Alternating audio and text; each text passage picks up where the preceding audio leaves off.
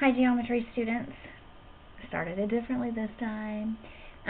We're going to talk about parallel lines and proportional parts. So what's kind of nice about this one is that there really aren't any triangles, and I say that, but then it looks like number 2 is a triangle. It's not really a triangle, but we'll talk about it when we get to it. So this one's talking about parallel lines and proportional parts.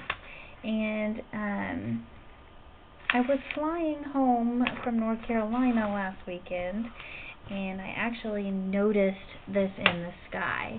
So I was going to show you a photo of this on my phone. Okay, so granted, it's not exactly perfect, but if you can see, I've got 3 lines that are sort of parallel, and here in my picture, I've got 3 lines that are parallel. I could even kind of turn this so that it looks more like the plain picture.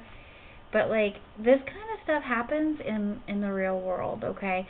And so sometimes you guys say, hey, why am I learning this? Well, I mean, still, you might still be saying, why am I learning this? Because just because you're showing me a picture of plain dust or whatever that's called, the plain clouds, doesn't mean I still need to learn it. But it is just something that happens in the natural world. That's what's so great about geometry, is that you see these things pretty much anywhere. So what we're looking at here is we have 3 parallel lines. You'll see 3 parallel lines here. See, they're marked 3 parallel lines. And so what it's saying is, if I've got 3 parallel lines, then the ratio of their parts are going to be congruent. So I've got A over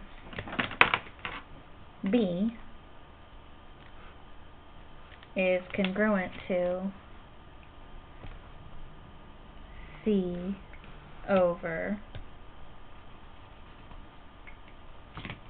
B. Okay? And so it's meant to be pretty simple here, guys. It's just extremely straightforward and super easy. You just go, okay, this part to this part is equal to this part to this part. It's supposed to be super duper easy, okay? All you have to do is to be able to find those little bitty parts.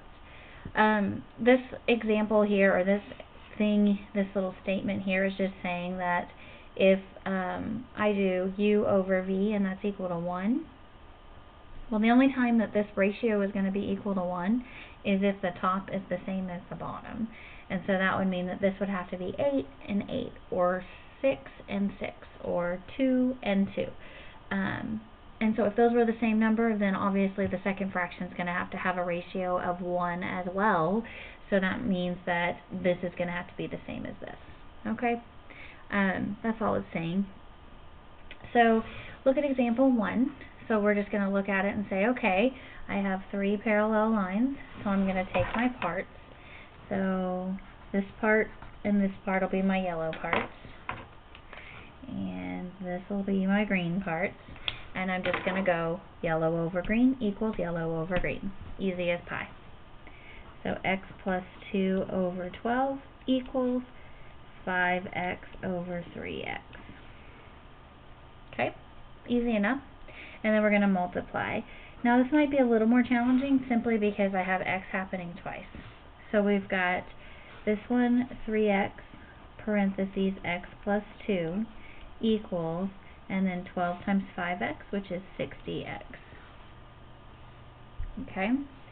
Now we're going to distribute. So this is 3x squared plus 6x equals 60x. Okay, now in order to solve this, we need to make sure, because it's an exponent of 2, we need to make one side equal to 0. Okay, that's how you solve quadratics, if you remember from Algebra 1. If you don't, now's the time to just hear me out. Make one side equal to 0 if you have an exponent of 2. So we're going to subtract this 60x. We're going to bring it over here to this side. So that's 0 equals, and we still have 3x squared, and 6 minus 60 is negative 54x. And then in Algebra 1, if we had 2 terms and both of them had x, we could do GCF. Okay?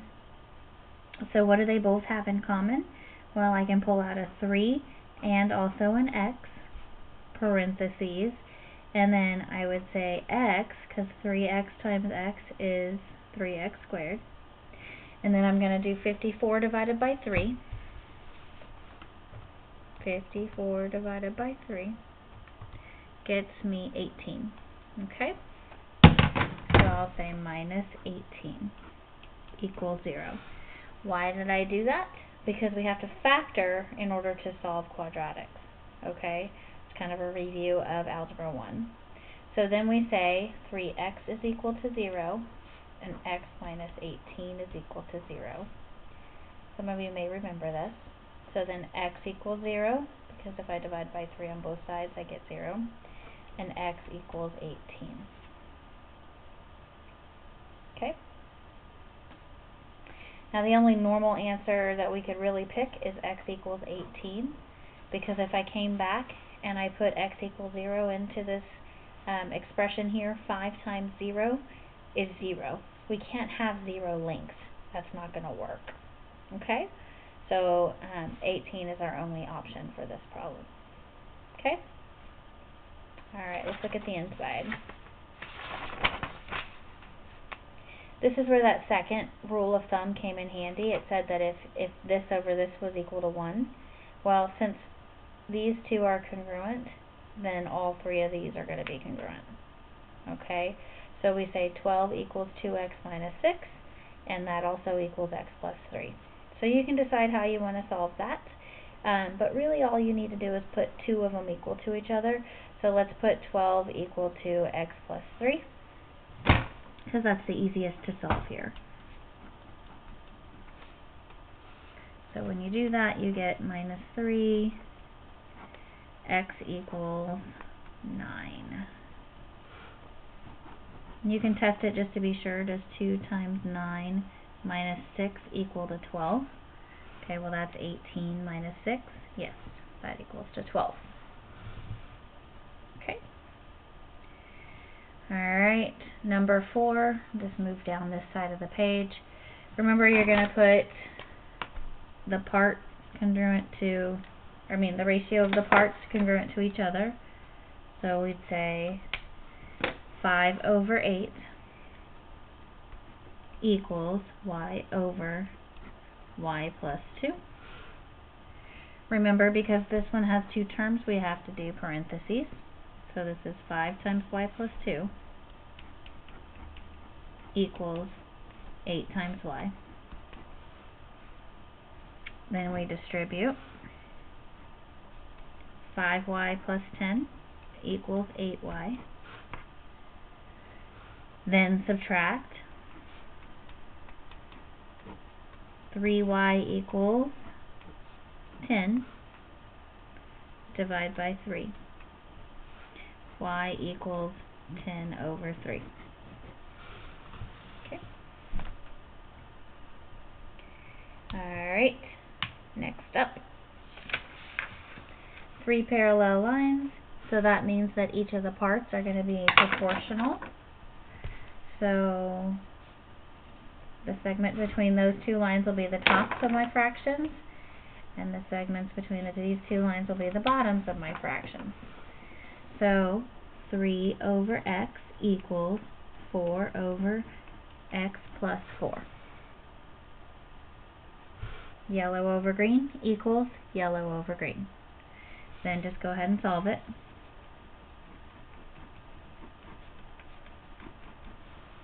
So distribute. 3x plus 12 equals 4x. Subtract 3x from both sides. 12 equals x. Okay? See? Told you it's not that hard. Alright, number 3. Go ahead and set up your proportion and solve this one and see what answer you get. I think you can do it without me this time. Okay. You should have gotten y equals 3 here. Remember, it's 16 over 32 and y over y plus 3. Then you cross multiply and solve for y there. Alright. Try again on number 5. Set this up and actually I was going to have you set this one up on your own, but I'm looking at it and you might be a little confused because it says x here and y here. But what do you notice about this segment right here and this segment right here? They're marked as congruent, right?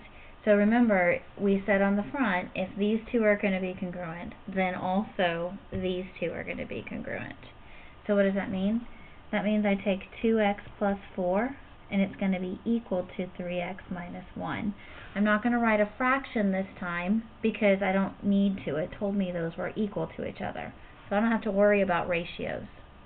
Then I'm also going to have 3y is equal to 2y plus 2. Okay, so go ahead and solve for x, and then get your answer, and then I'll show you how to do it. Okay, so I got x equals 5. Take a look at how to do it if you don't know how to do it, and then go ahead and solve for y. Okay, and there is the solution for y as well. Thanks for watching, and have a wonderful day.